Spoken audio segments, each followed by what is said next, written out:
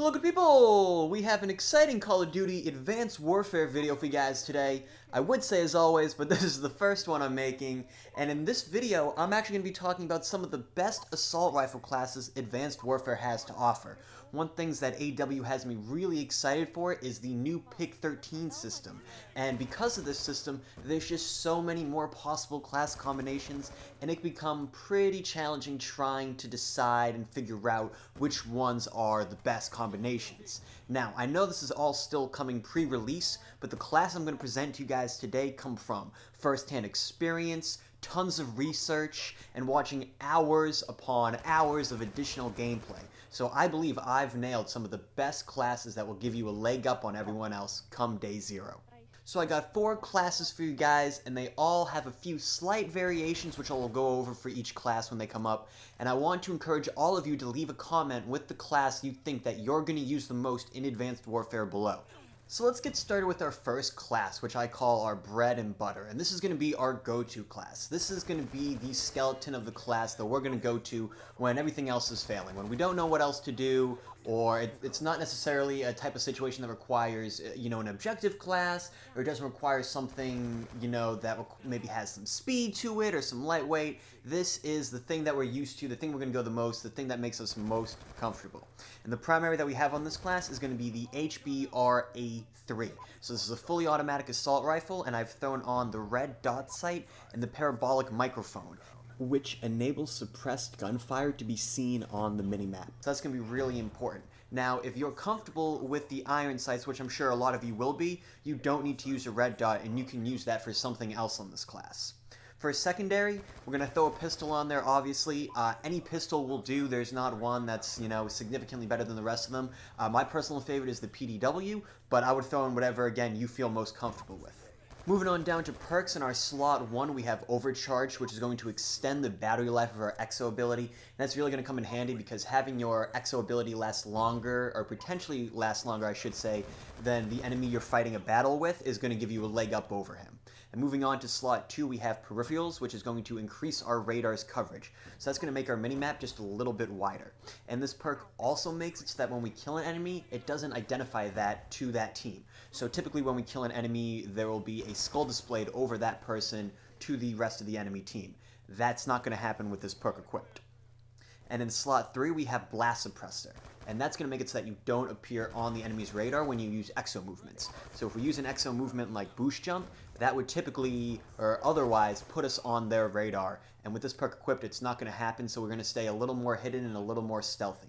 Continuing on to our exo ability, we're going to use Exo Stim, which is going to gain us extra health for a limited time, and I think that limited time is about approximately 5 seconds. I think that's what I've deduced from the gameplay.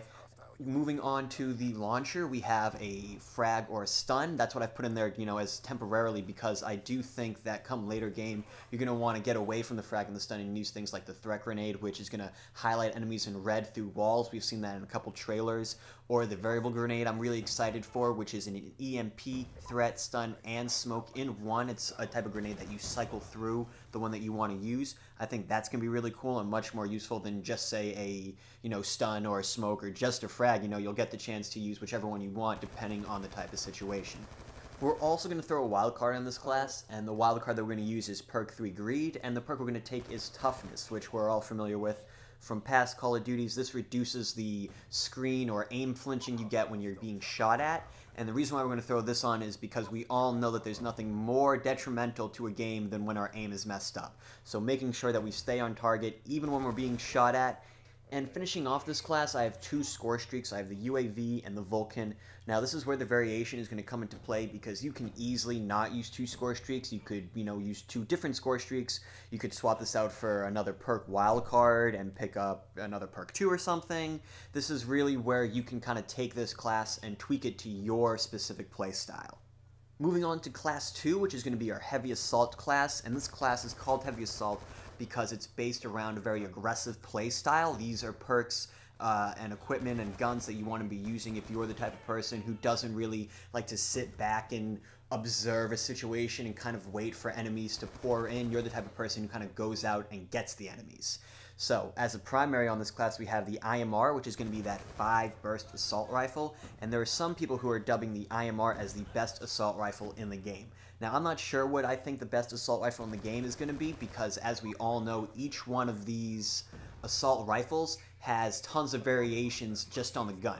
So it's hard to identify one as the end-all be-all best one, but just as a base stat, a lot of people are saying the IMR is one of the top or better guns.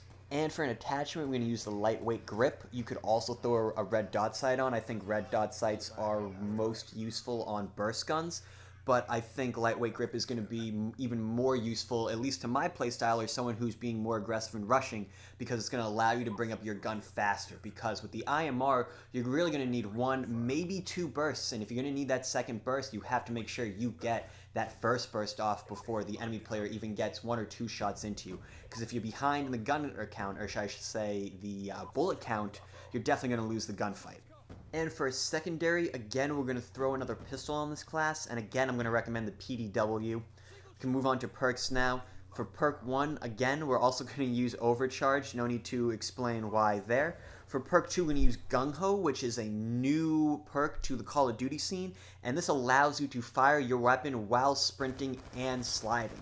Now, typically, we've had a perk that has allowed you to reload your weapon while sprinting, and I'm not sure about sliding, but definitely sprinting. This is going to be the first time where you're going to continuously be allowed to fire, whether you're sprinting, sliding, walking, jogging, moonwalking, whatever it's movement you're making in Call of Duty, you're always going to be able to fire off your gun, and that's going to be most useful because, again, being down in the gunfight all comes down to being able to get the first set of bullets off. And if you're able to fire while you're still sprinting, you're going to have a better advantage and better chance of winning the gun. And then rounding out our perks, we have Toughness in the 3rd perk slot. Moving on to our Exo abilities, we're going to be using Exo Overclock, and this increases our running speed for a little bit. Again, I think this little bit is anywhere between, maybe 5 or 7 seconds. And I really liked this sort of style in Titanfall, where you can just kind of pop the button and all of a sudden you're just taking off, whether it's trying to get back into the gunfight or trying to get out of a gunfight. Just kind of being able to get out of dodge so quickly is very useful, especially for someone who's going to be playing more aggressively. I think you're really going to need this additional speed boost. We're also going to throw a wild card on this class too, and the wild card that we're going to be using is Tactician, and that's going to give us another Exo ability. And the Exo ability that we're going to be using is Exo Stim, and the reason why I picked this is because in Titanfall, when you use their Stim ability, that gives you extra health and a speed increase. So now I've kind of taken that idea and I've built that on this Call of Duty class. So now let's say that we're in a gunfight and let's say we're taking bullets and we need to move and get somewhere. Not only can we regen health and not have to worry about stepping out of cover and being shot at, but we'll be able to step out of cover and move quickly, and at the same time, again, we're regenning health, so we'll be a lot safer and our chances of dying will be a lot less. So that's why I've thrown Stim on there. And as you guys can see, there is a second wildcard to this class, and that's going to be the Perk 3 Greed wildcard. Again, and we're also taking Blast Suppressor, which we saw in the first class. The reason why we're doing that is because Toughness and Blast Suppressor are both crucial perks to any class in my opinion, and the reason for that is because showing up on the minimap when we're using basic movements is not okay, and being at a disadvantage when we're shooting at people, having there being a chance that our aim just gets completely thrown off, is also not acceptable. So having both of these is really important, and there's no mystery why Sledgehammer put them both in the same perk slot. And again, rounding out this class, I have 2 score streaks. I have the Remote Turret and the Warbird. Continuing on to class number 3, this is going to be our Stealth Assault class, kind of the opposite of the Heavy Assault class. This is for a much more conservative play style. For primary on this class, we have the ARX, which I felt like was very similar to the ACR from Modern Warfare 3, not necessarily Modern Warfare 2, more Modern Warfare 3. I know that there is ARX in Call of Duty Ghosts, and it was obviously similar to that gun, but I definitely felt elements in how it fired and the type of recoil that it had from the ACR Modern Warfare 2, or I'm sorry, Modern Warfare 3. And for attachments on here, we have the Target Enhancer and we have the Suppressor. Obviously, we have the Suppressor because we want to be quiet and stay off the radar, and the Target Enhancer is going to make it a lot easier to wallbang people. It's going to make it a lot easier to identify where people are coming from. It's going to allow us to keep to the stealth play style. And for secondary, again, any pistol is going to do. I thought maybe for this one we would use the RW1, you know, trying to switch things up, trying to not use the PDW for every class. Moving on to perks, we're going to be starting off with low profile in slot 1, and this is going to make you invisible to UAVs and rounds fired from a weapon using the tracker attachment. In perk 2, we have a classic perk, Cold-Blooded. This makes you immune to threat grenades, thermal, and target enhancer attachments, and callouts. I think this is the first time that you'll be immune to callouts using Cold-Blooded. And the other perk of Cold-Blooded is it makes it so that your name isn't displayed or turned red when enemies are aiming at you, and that's always been my favorite perk to the Cold-Blooded perk. And in perk 3 slot, we're going to be using Blast Suppressor again. With this equipped, we know that we're not going to show up on radar when we're using those exo movements. For our exo ability, we're going to be using Exo Mute, which was a lately announced exo ability. A lot of us were questioning and wondering if there was going to be dead silence in Advanced Warfare, and the answer to that question is yes. And it comes to us in the form of an exo ability called Exo Mute. We're also going to use a launcher on this class, and the launcher we're going to be using is the Explosive Drone. And this is a proximity-triggered drone that tracks enemies and explodes when near them. And this will come in handy when we're trying to survey an area. Maybe we're not sure if it's an area that we should be approaching. We can pull out the Explosive Drone, and that'll kind of just give us an idea of what's going on in that area and potentially kill anyone in that area as well. We're also going to be using a Wildcard Greed perk, and that is going to be in the perk 2 slot this time, and we'll be taking Blind Eye, which is going to make you undetectable by all drones and kill streaks, except for the UAV, but that's covered in low profile, so that's a non-issue for us. And again, closing out, we have 3 score streaks this time. We have UAV, Remote Turret, and Warbird. And our 4th and final class is going to be our Objective Specialist class. And the primary on this is going to be the AK-12. The AK is always my favorite weapon in any Call of Duty. And for attachments, we're going to be using the lightweight stock and the target enhancer. We're not going to have any sort of secondary on this class. And for perks, we're going to have Flak Jacket, which reduces explosive damage and prevents us from slowing down when we're damaged by explosives. And it also allows us to reset the pin when we pick up grenades and we throw them back at enemies.